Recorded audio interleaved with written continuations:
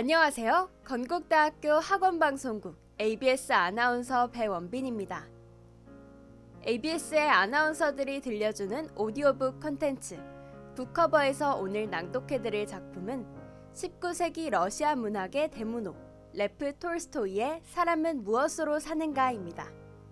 톨스토이의 단편 중 사람은 무엇으로 사는가는 비록 동화 같은 소설이지만 제목과 같이 사람은 무엇으로 사는가에 대한 화두를 던지며 우리에게 시사하는 바가 큰 작품인데요. 한 학기 동안 ABS 아나운서와 함께하며 책이 전해주는 답을 찾아가 봅시다. 레프 톨스토이의 사람은 무엇으로 사는가 읽어드리겠습니다. 사람은 무엇으로 사는가? 레프 톨스토이. 어떤 재화공이 아내와 아이들과 함께 어떤 농부의 집에 얹혀 살고 있었다. 그는 자기 집도 자기 땅도 한뙑이 없이 그저 구두 만드는 일로 생계를 유지했다.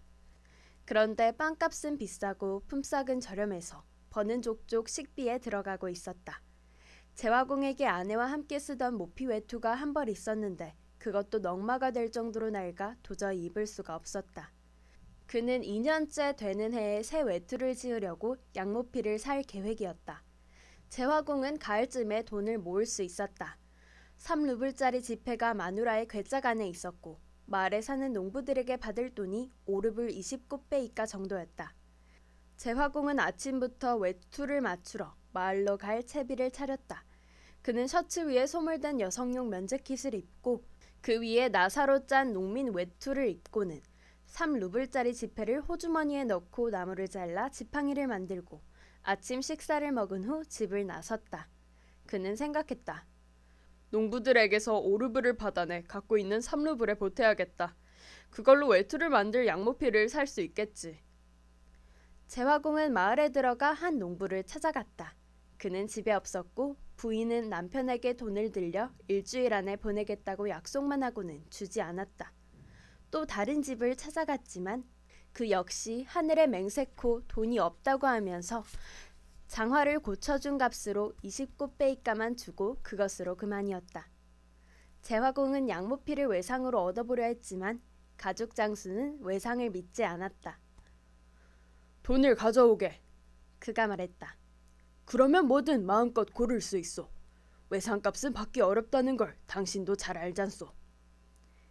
이렇게 재화공은 수선비조로 고작 29베이까만 받았고 농부에게서는 수선할 낡은 가죽 장화만 받았을 뿐 헛수고만 하였다.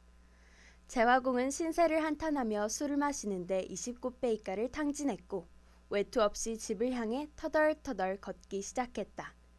아침부터 추웠지만 술을 마셨더니 외투가 없어도 따뜻했다. 재화공은 길을 가면서 한 손에 쥔 지팡이로는 얼어붙은 먼지 덩이를 두드리고 다른 한 손으로는 가죽 장화를 흔들면서 혼잣말을 했다. 난 외투가 없어도 따뜻해. 술 한잔 했더니 온몸이 다 뜨끈해지네. 양털 외투 따위는 필요 없어. 슬픔을 잊고 걸어가는 거야. 난 그런 사람이잖아. 내게 뭐가 더 필요한가? 나는 외투 없이도 살 수 있어. 외투는 평생 필요치 않아. 한 가지 그저 마누라가 속상해하겠지. 정말 분하군. 외투 하나 얻으려고 죽어라 이랬는데 아무것도 얻은 게 없으니. 거기 서라. 돈을 가져오지 않으면 내 모자를 홀랑 벗겨버릴 테다.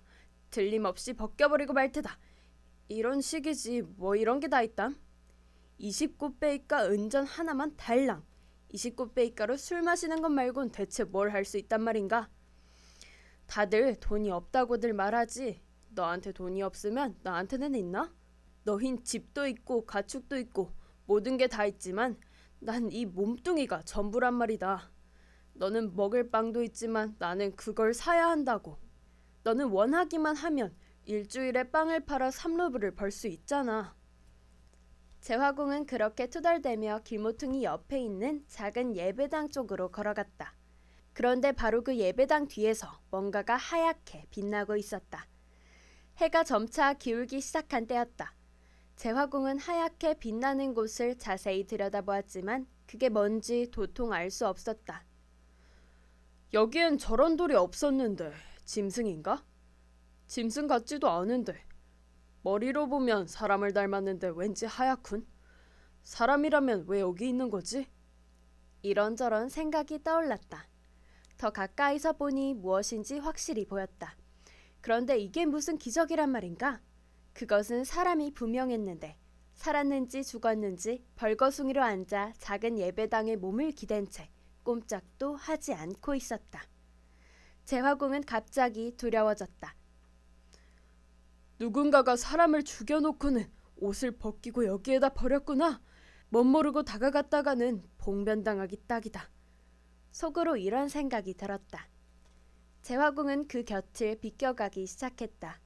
작은 예배당 뒤로 돌아갔더니 그 사람 모습이 보이지 않았다.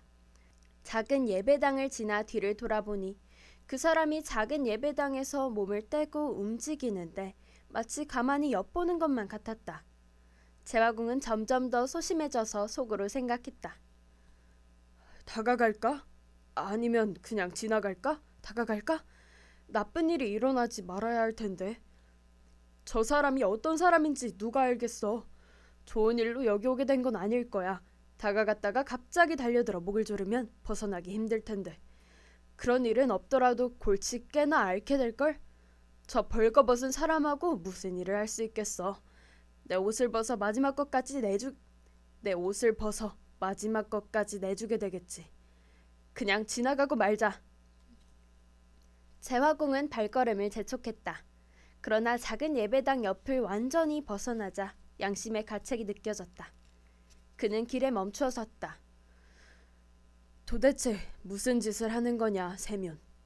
그는 자문했다. 사람이 재앙을 만나 죽어가는데 겁을 집어먹고 그냥 지나치다니. 더 큰 부자가 되기라도 한 거냐? 네 돈을 도둑질할까봐 두려운 거야? 에이, 세마, 그건 좋지 않지. 여기서 세마는 세면이라는 남자 이름의 애칭입니다. 세면은 몸을 돌려 그 사람에게 돌아갔다. 세면은 다가가 그를 찬찬히 뜯어보았다.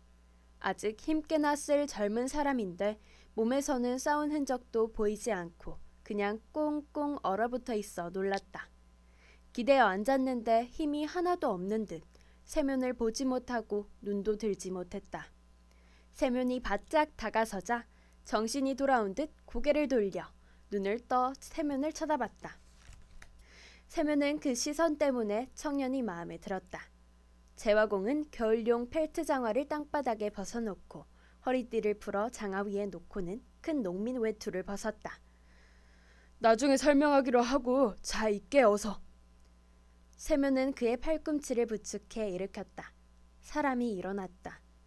세면이 쳐다보니 몸이 가냘프고 팔과 다리는 깨진 데 없이 깨끗한 데다가 얼굴도 귀여웠다. 그 사람 어깨에 농민 외투를 걸쳤지만 그는 팔을 소매에 집어넣지도 못했다. 세면은 소매에 팔을 넣어주고 농민 외투를 당겨 여며준 다음 허리띠를 묶었다.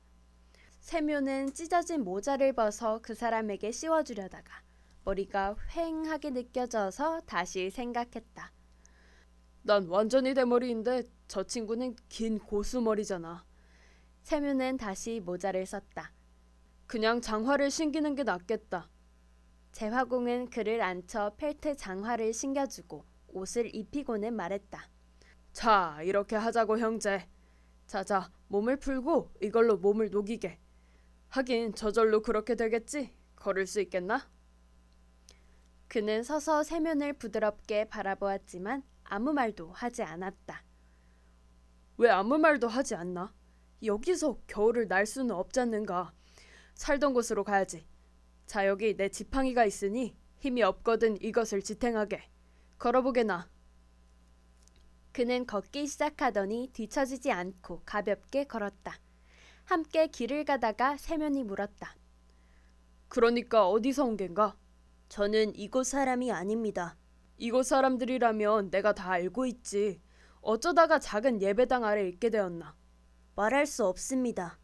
틀림없이 사람들이 심하게 대했겠지? 저를 심하게 대한 사람은 아무도 없습니다. 하나님이 저를 징계하셨습니다. 모든 게 하나님 뜻이라는 말은 누구나 다 아는 얘기지. 어디든 갖다 붙일 수 있어. 그래, 어디로 가는 길인가?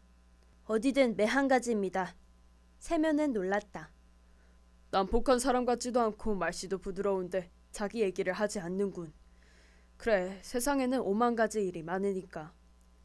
세면은 이렇게 생각하고는 그에게 말했다.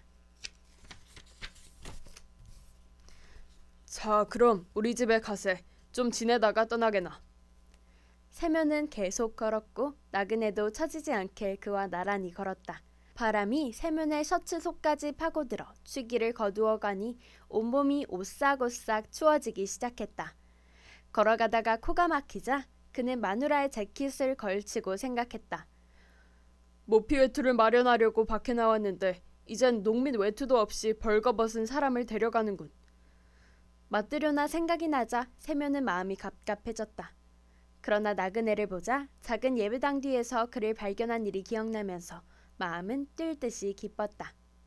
세면의 아내는 그날 일찍 집안일을 마쳤다. 장작을 패고 물을 길어오고 아이들을 먹이고 자기도 저녁을 조금 먹은 뒤 생각에 잠겼다. 그녀는 화덕에 빵을 언제 올릴까 고민하고 있었다. 지금 할까 아니면 내일 할까. 아직 빵 양쪽 모서리에서 떼어낸 큰 조각이 남아있었다. 그녀는 생각했다. 만일 세면이 거기서 점심을 먹고 오면 저녁으로 많이 먹지는 않을 테니까 내일 먹을 빵으로는 충분하겠다. 마트료나는 빵 조각을 돌리고 또 돌려보았다. 오늘은 빵을 올리지 말자.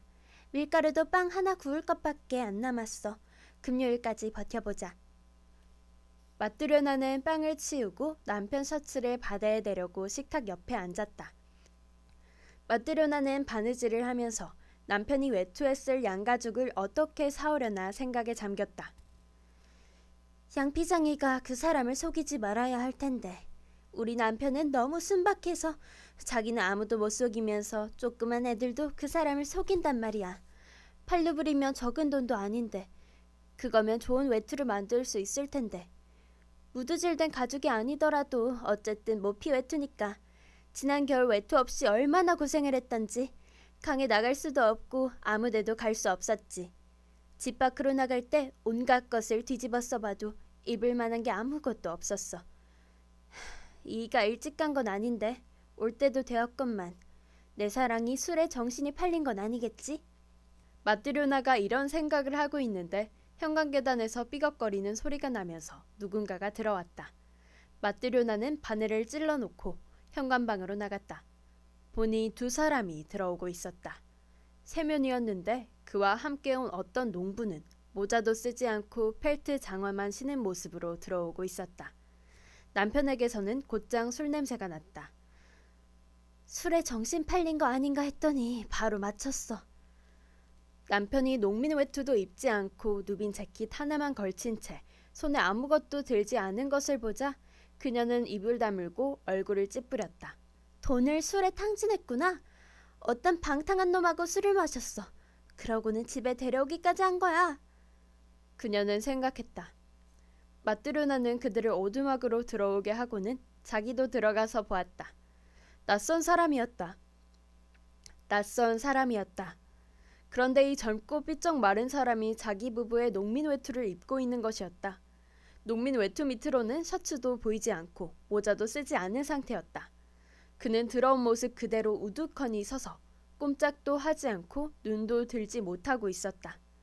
마트료나는 생각했다. 착한 사람은 아니구나. 두려워하고 있어. 그녀는 눈살을 찌푸리고 벽난로 쪽으로 가서 그들이 무슨 짓을 할지 지켜보았다. 세면은 모자를 벗고 아무 일 없다는 듯 벽의자에 앉았다. 마트료나, 저녁 좀 차려주구려. 그녀는 우물우물 뭐라고 투덜거렸다. 벽난로 앞에 서서 꼼짝도 하지 않았다. 그리고 두 사람을 번갈아 보다가는 머리만 흔들고 말았다. 세면은 아내가 기분이 좋지 않은 것을 보고 하는 수 없이 마치 그런 모습을 알아채지 못한 척 나그네의 손을 붙잡고 말했다. 앉게나 형제여, 같이 밥을 먹읍시다. 나그네가 의자에 앉았다. 만들었지만 당신 게 아니에요. 가만 보니 이제 염치도 술과 함께 마셔버린 모양이군요. 가죽 외투를 사러 간 사람이 이제 농민 외투도 없이 돌아와서는 그것도 무슨 벌거벗은 불황자를 데려왔잖아요. 술주정뱅이한테 줄 저녁은 없어요. 있을 거야, 마뜨려나. 쓸데없이 혀를 놀리는군. 먼저 어떤 사람인지 물어보지도 않. 돈을 어쨌는지 말해줄래요? 세면은 농민 외투에 손을 집어넣어 종이를 꺼내서 펼쳐보았다. 돈 여기 있어. 트리포노프는 돈도 주지 않고 내일 주겠다고 약속만 하더군. 마뜨려나는 화가 더 치밀어 올랐다. 남편은 외투도 마련하지 않고 마지막 남은 농민 외투를 어떤 벌거벗은 남자에게 입혀서는 집에까지 데려온 것이었다. 그녀는 식탁에서 종이를 잡아채서는 감추러가며 말했다. 저녁은 없어. 벌거벗은 술주정뱅이를 먹여주진 않을 거야. 에이, 마뜨려나. 혀 조심해. 뭐라 말하는지 먼저 들어봐. 취한 바보의 말은 실컷 들었어. 술주정뱅이인 당신한테 시집가고 싶지 않았는데 이유가 없었겠어? 엄마는 내게 준 아마포로 당신 술값으로 날려버렸다고. 세면은 29베이가만 마셨다고 아내에게 설명하고 이 사람을 어디서 찾았는지도 말하고 싶었지만 마뜨려나가 끼어들 기회를 주지 않았다. 그리고 어디서 갑자기 생각이 났는지 두세 마디 불쑥 던지는데 10년 전 일을 여전히 기억하고 있는 것이었다. 마뜨려나는 잔소리를 하고 또 해대며 세면에게 달려들어 그의 소매자락을 붙잡았다. 내 반외투 내놔. 그렇지 않아도 이것밖에 안 남았는데 나한테서 가져가서는 자기가 껴입었잖아. 이리 내, 이 곰보 숙회 같으니. 어디서 부러지도록 맡기나 했으면. 세면은 테두리에 모피를 두른 여성용 반외투를 소매를 뒤집은 채 벗어던졌고 안악은 뒤집어진 팔을 되돌려 놓다가 그만 재킷 재봉선이 뜯어져 버렸다. 마뜨려나는 반외투를 집어 머리에 두르고는 문 쪽으로 갔다. 그녀는 그대로 떠나버리고 싶었지만 그래도 멈추어 섰다. 화가 치밀어 심장이 불붙는 듯했다. 그녀는 불같이 화를 내며 데려온 사람을 놓고 실컷 욕을 해주고 싶었다. 네, 이렇게 사람은 무엇으로 사는가 4장까지 읽어드렸는데요. 마음씨 착한 세면이 아내 마뜨려나에게 제대로 된 해명을 할 수 있을지 다음 영상에서 확인해 주시기 바랍니다. 지금까지 ABS 아나운서 배원빈이었습니다. 청취해주신 여러분 감사합니다.